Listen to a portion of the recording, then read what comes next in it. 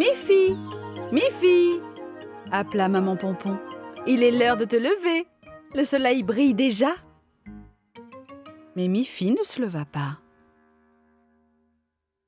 Sa maman l'appela encore. Miffy, il est temps de te lever. Maman Pompon entra dans la chambre de Miffy et vit immédiatement que Miffy n'allait pas bien du tout. Elle mit sa main sur son front. « Je crois bien que tu as de la fièvre, Miffy. Je dois prendre ta température. » Elle alla chercher le thermomètre et le plaça sous le bras de Miffy. Maman Pompon examina le thermomètre. « Oh, Miffy, chérie, bien sûr que tu as de la fièvre. » Miffy dit. « Oh maman, j'ai chaud et froid en même temps. » « Oui, dit sa maman, c'est un signe de la grippe. Je vais chercher une autre couverture et un peu d'eau. »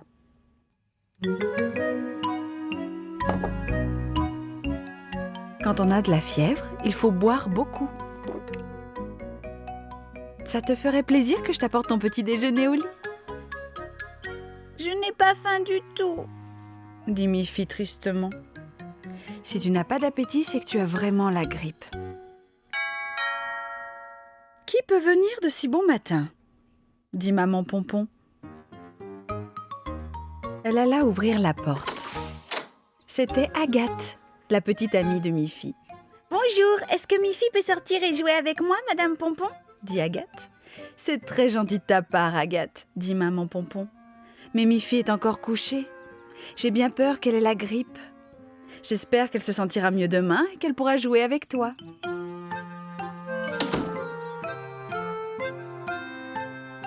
Une heure plus tard, on sonna à nouveau à la porte.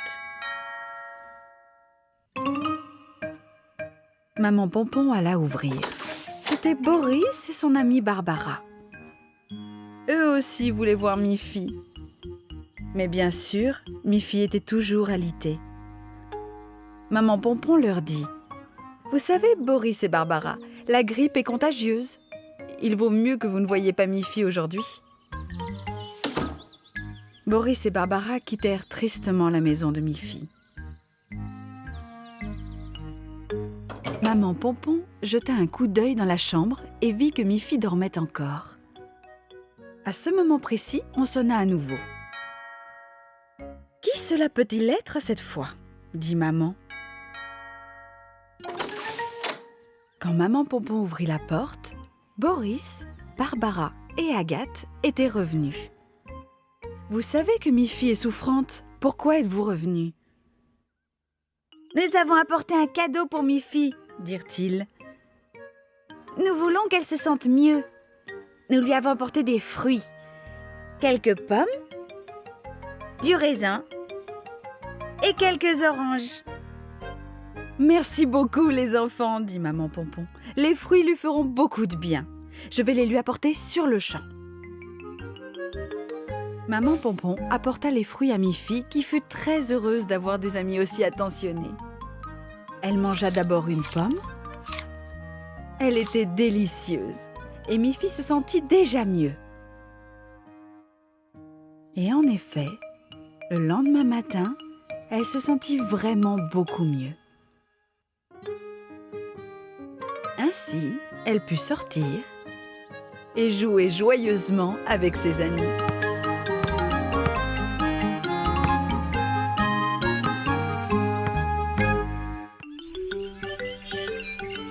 Ce jour-là, Miffy revenait de l'école.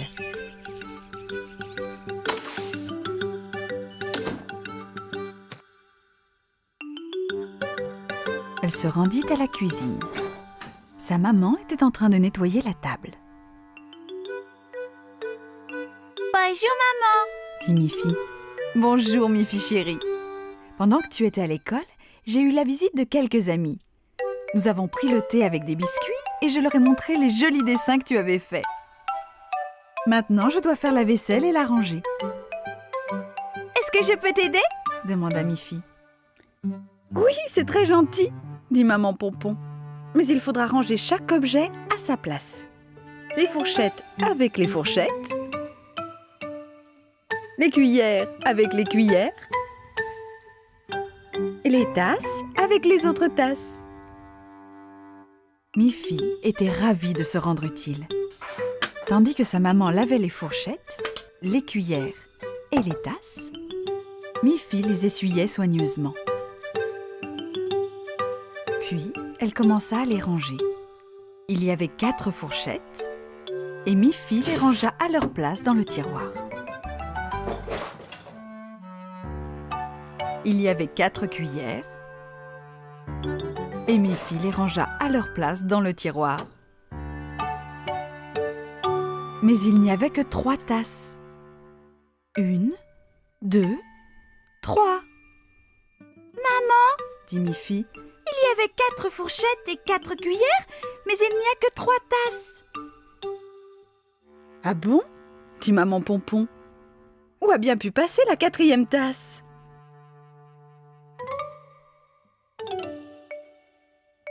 Elle n'est pas dans l'évier.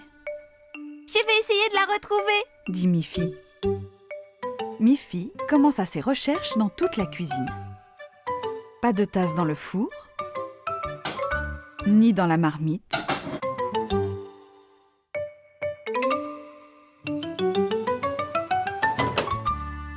Elle n'était pas non plus dans le placard.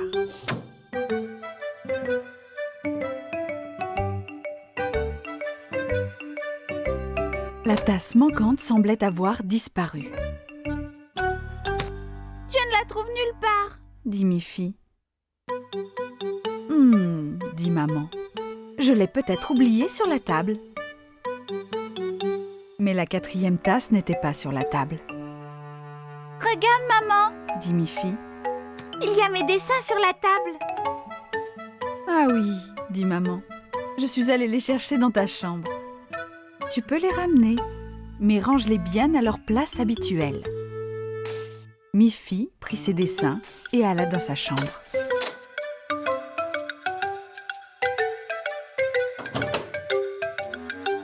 Elle rangea ses dessins sur l'étagère où elle gardait toutes ses affaires. Et là, que vit-elle?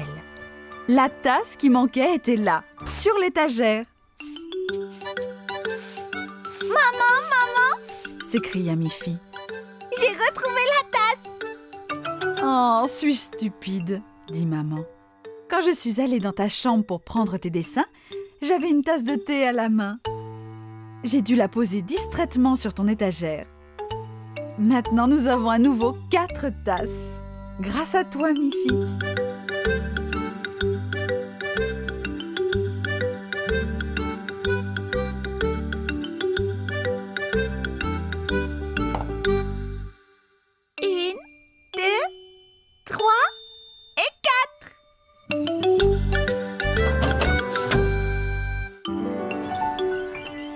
C'était une très belle journée. Miffy se dit qu'il serait agréable de jouer avec Snuffy. Miffy sortit à la recherche de son ami.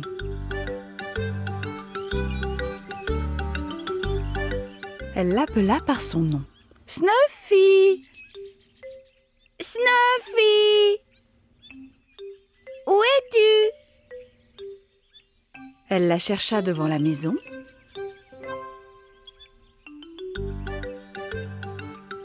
Elle la chercha derrière la maison. Elle la chercha même derrière l'arbre. Mais Snuffy était introuvable. Elle l'appela plus fort, de plus en plus fort. « Snuffy! Snuffy! Où es-tu » Soudain, elle vit quelque chose bouger au sommet de la colline. Oui, c'était Snuffy. « Ah, je suis bien contente que tu m'aies entendu, » dit Miffy. « Je croyais que tu avais disparu, mais tu es là. Et nous pouvons jouer ensemble. Ça te ferait plaisir ?»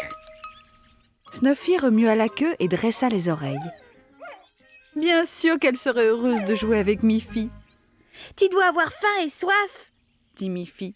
« Je vais aller chercher quelque chose à boire et à manger. »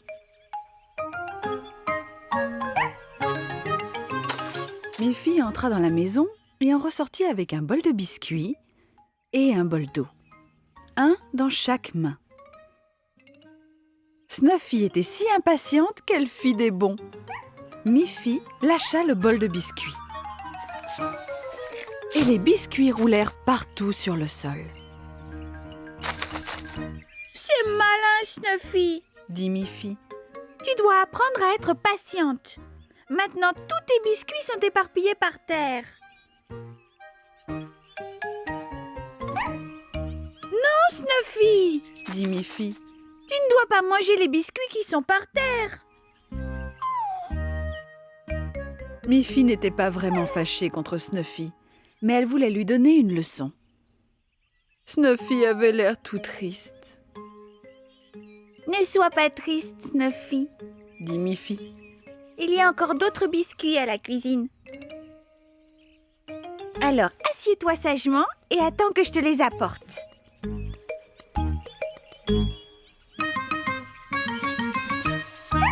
Non, Snuffy, dit Miffy. Tu dois apprendre à être patiente. Alors, assieds-toi et attends. Snuffy décida de suivre Miffy dans la maison. J'ai dit non, dit Miffy. Tu dois rester assise et attendre dehors. Lorsque Miffy revint avec un nouveau bol de biscuits, Snuffy se remit à sauter en aboyant joyeusement. Non, Snuffy, dit Miffy. Cette fois, tu dois rester assise et patienter. Snuffy s'assit, patienta. Alors Miffy lui donna son nouveau bol de biscuits.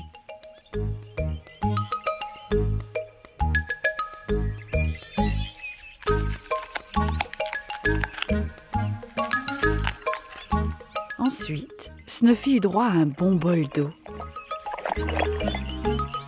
Enfin, ils purent jouer ensemble tout l'après-midi, avec plaisir.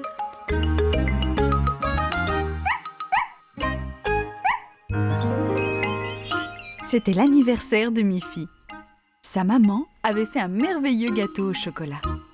Elle avait décoré la table avec des chapeaux en papier et des serviettes colorées. Elle avait aussi suspendu toutes sortes de décorations d'anniversaire à travers la petite maison.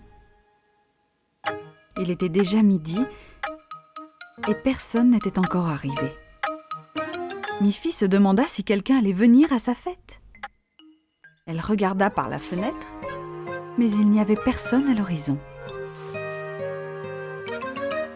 Où sont-ils donc ? Demanda-t-elle à sa maman. Nous avons envoyé les invitations à tous tes amis, Miffy, dit sa maman. Je suis sûre qu'ils ne vont pas tarder. À cet instant, on sonna à la porte. C'était son amie Agathe. Elle portait un gros paquet cadeau enveloppé d'un joli papier pour Miffy.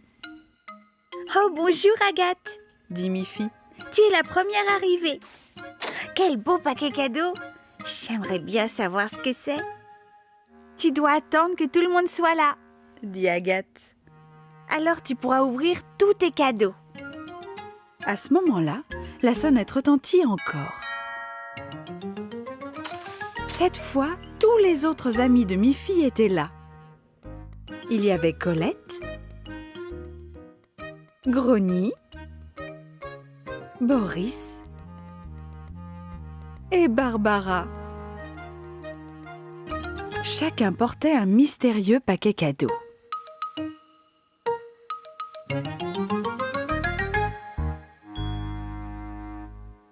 Avant d'ouvrir tous ces cadeaux, mangeons le gâteau d'anniversaire avec la crème glacée, dit Maman Pompon. Tout le monde accepta. Miffy se demanda ce que pouvaient contenir tous ces jolis paquets. Quand ils eurent fini de manger les bonbons, le gâteau et la crème glacée, Agathe déclara : « Maintenant, tu peux ouvrir mon cadeau en premier. » Miffy ouvrit rapidement le paquet. C'était un très beau livre. et aussi une planche de bois. Ce livre est magnifique, Dit Miffy. mais à quoi peut me servir la planche? Tu vas le savoir, Miffy, Dit Agathe. Colette dit alors: tu peux maintenant ouvrir nos cadeaux de la part de Grogny et moi. Miffy fut surprise de trouver 2 autres livres et 2 autres planches de bois. Le cadeau de Barbara, c'était aussi un livre et 2 planches. C'est vraiment très drôle. Dit Miffy. Je peux lire tous les livres. Mais qu'est-ce que je vais faire de toutes ces planches? Eh bien, tu n'as qu'à ouvrir mon cadeau. Dit Boris. Et alors, tu comprendras. Le cadeau de Boris n'était qu'une enveloppe. Mais quand Miffy l'ouvrit, elle comprit l'astuce. À l'intérieur, il y avait un plan de montage pour une étagère. Nous allons tous t'aider à la monter. Dit Boris.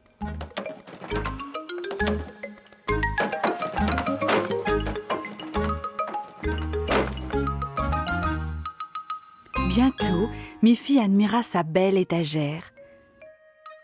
Toutes les planches étaient parfaitement ajustées. C'est exactement le modèle que je voulais. Dit Miffy ravie. Maintenant, j'ai davantage de place pour tous mes livres et jouets. Merci à vous tous pour cette merveilleuse surprise. Alice, la tante de Miffy, était danseuse lorsqu'elle était jeune. Elle aime toujours danser. Et elle décida de donner des leçons de danse à Miffy et à ses amis. Un samedi matin, Miffy, Guillemette, Mélanie et Agathe se rendirent chez tante Alice sur la colline pour leur première leçon de danse. Avant toute chose, tante Alice offrit à chacune quelques délicieux biscuits et du cacao.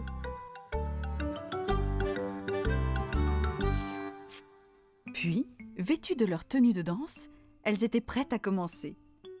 « Danser paraît facile, » dit tante Alice. Mais, en réalité, cela demande de gros efforts. Vous devez beaucoup travailler pour apprendre les vrais pas de danse. Tout d'abord, je vais vous montrer ce qu'il faut faire.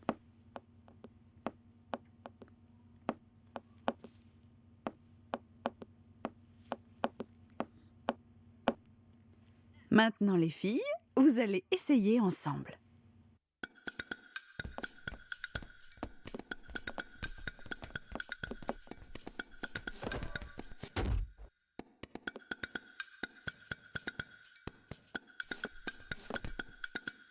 C'était vraiment difficile. Mais quand tante Alice se mit au piano,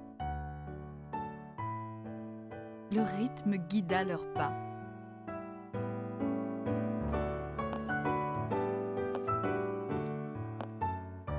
Très bien! Maintenant, je vais vous montrer comment faire une pirouette sans perdre l'équilibre.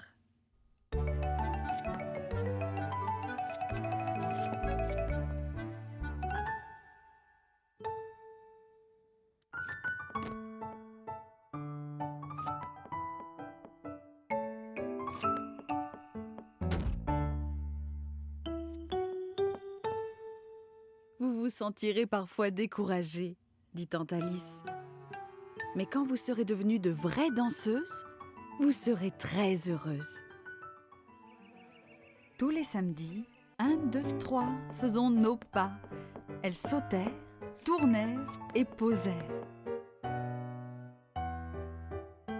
En gardant toujours le bon rythme, grâce au piano. Quel travail difficile, mais quel énorme plaisir! Miffy s'appliqua à se mouvoir et à se tenir très gracieusement. Cela lui donna de l'assurance. Elle se demanda si Boris pouvait devenir danseur. Elle interrogea tante Alice. Est-ce que la danse n'est réservée qu'aux filles? Oh non, dit tante Alice. Tout le monde peut danser. Beaucoup de grands danseurs sont des garçons. La danse leur donne la force et un bon équilibre. Je devrais demander à Boris et Barbara de se joindre à notre cours de danse, dit Miffy. Bien sûr, dit tante Alice. Si vous êtes plus nombreux, vous pourrez monter un spectacle pour vos parents. Ils seront ravis de voir vos progrès. Nos petites amies travaillèrent beaucoup.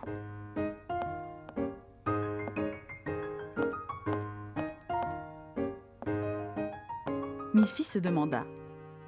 Est-ce que Boris aimerait devenir danseur? Un jour, en rendant visite à Boris, Miffy eut la grande surprise de découvrir que Boris était déjà un danseur.